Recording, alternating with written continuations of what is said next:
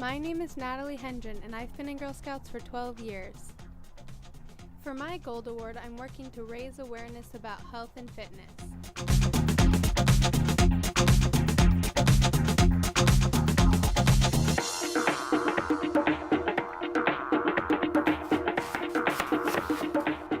By eating right and having healthy habits, you can prevent chronic diseases.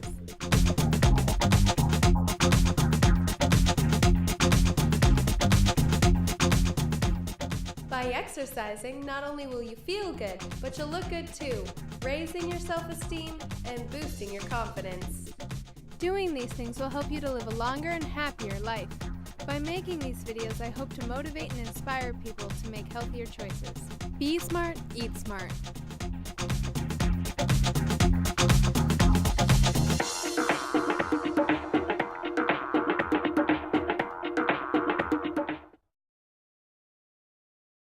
Well, to begin with, fats are essential to our diets. There are three main kinds of fat: saturated fat, unsaturated fat, and trans fat. Saturated fats can lead to many heart diseases, and heart disease is the #1 killer among men and women in America. These fats come mainly from animals, but there's a few plants that have them too. There are many foods that contain saturated fat. Unsaturated fats can be found in plants and fish. Eating a healthy balance of unsaturated fats can also help to lower your bad cholesterol levels. Of course, eating too many fats of any kind can lead to excessive weight gain. The third kind of fat is trans fat.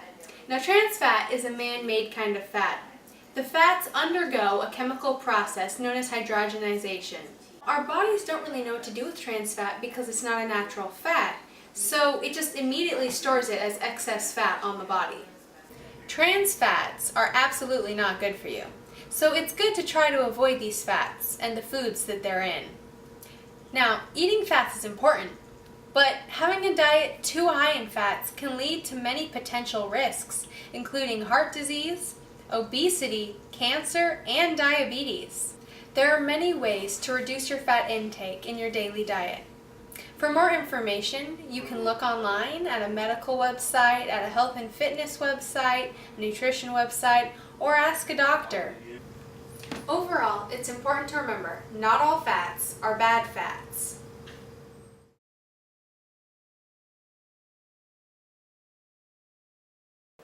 Carbs are energy-providing nutrients.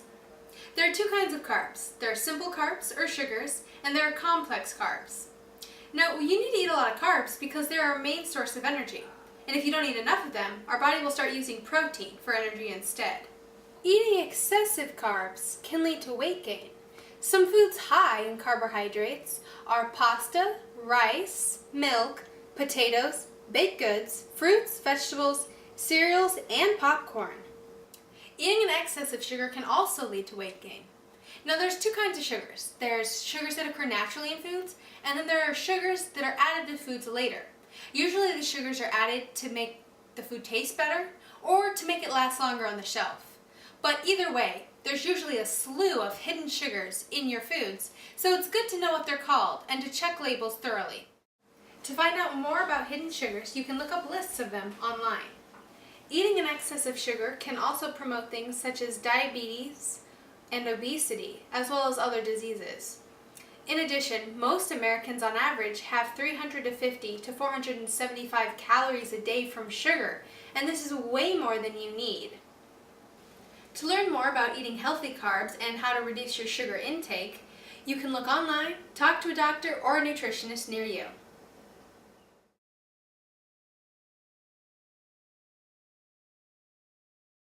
Protein is a macronutrient that our bodies need. It provides us with energy and does many other important things for our bodies. So not only do proteins provide our bodies with energy, but they also help with growth and repair of muscles. Proteins are made up of 20 amino acids. Not all proteins have all amino acids though, so some proteins are incomplete. You need to make sure that you're getting enough complete proteins in your diet. Some main sources of protein are meat products, dairy products, eggs, soy milk, tofu, and lentils. Nuts, grains, fruits, and vegetables also have protein, but they're incomplete. So if you're trying to get protein from these sources, you'll need to mix them and match them with other proteins in order to get a complete protein. For more information, you can consult a doctor, a nutritionist, or go online. Today we'll be talking to Erin Hendren about exercise and why it's important. Why is it important to stay active? I think it's very important for your body to be as active as possible, especially as you're younger. I believe that as you get older, your metabolism naturally slows down, that your muscles will start to get weaker, and eventually they'll start seizing, and you start losing mobility. And then in the end, that would create a lot of problems as you continue to get older. How much should the average person exercise? I believe the average person should exercise maybe 10 to 15 minutes a day. The idea of exercise is to really burn calories to keep people fit. People today tend to gain weight. In order to lose weight, they need to burn more calories. And if you start thinking about how much time you need to spend, you're going to make it too complicated, you're not going to be successful. You're just going to stop. And that's what most people do. They give up. So really just going for a walk, 20, 30 minutes, that's all you need. There's a lot of different things you can do. Just work out at home or go to the park. You really want to keep it simple. The way I look at things, there are 3 reasons why people aren't successful in their exercise program. The very first one is cost. It costs money, to join a gym or to buy an exercise piece of equipment. The other one is time. A lot of times they feel that they don't have the time to go to a gym, they want to exercise, because the mindset, most people thinking they have to exercise, is 20, 30 minutes to an hour. And the third one is accountability. So I know a lot of people think the solution to everything is just to exercise more. Is there such a thing as too much exercise? That's actually a really good question, and I believe there is too much of a good thing. And yes, you can do too much exercise.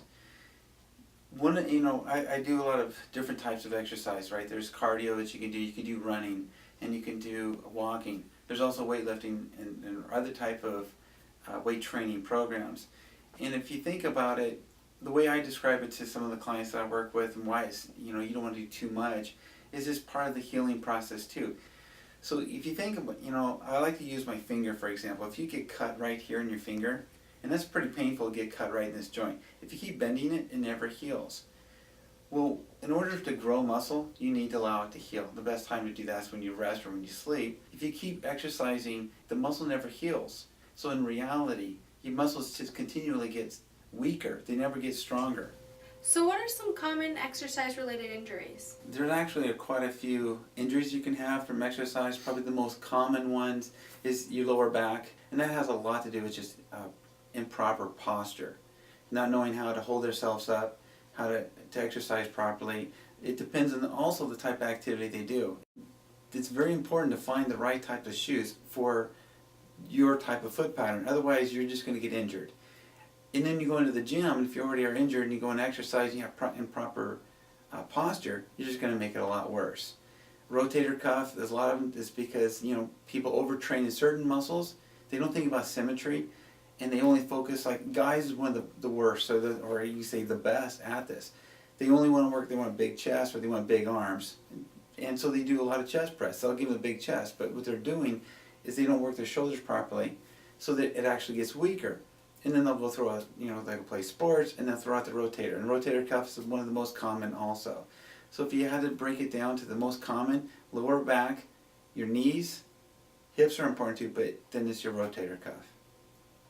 Thank you for your time, Erin. Hopefully now you have a better understanding of why exercise is important. For more information, you can go online or consult a local personal trainer.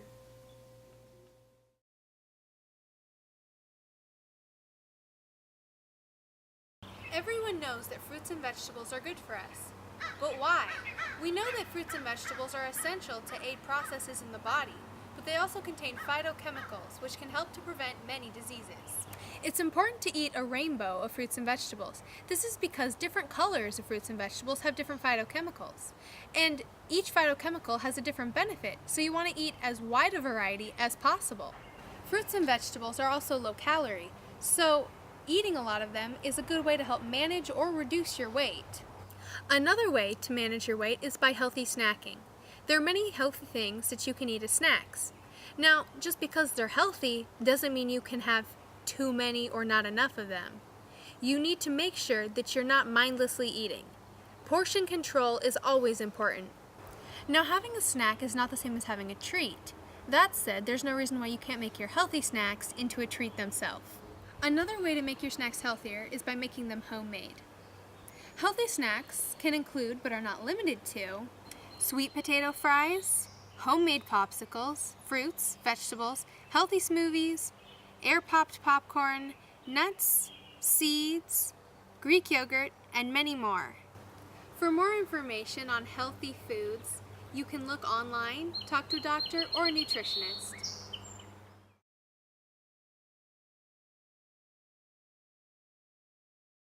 Reading food labels can be very confusing. Where do you start? I start by looking at the ingredients. One of the first things you should check is the serving size. Labels can be very misleading, so you want to make sure you know exactly how much you should eat. There are many additives that can be found in foods. You can look up Chemical Cuisine for a helpful list of what's harmful and what's not. In addition, there are many sugars that are added to your food that are unnecessary in your diet. Equally important is the caloric content or nutrients in the food. You want to try to make sure that you limit your fat, cholesterol, sodium, and sugar intake. You also want to make sure that you're getting enough of dietary fibers, proteins, vitamins, and minerals. For more information, you can look online or consult a health expert.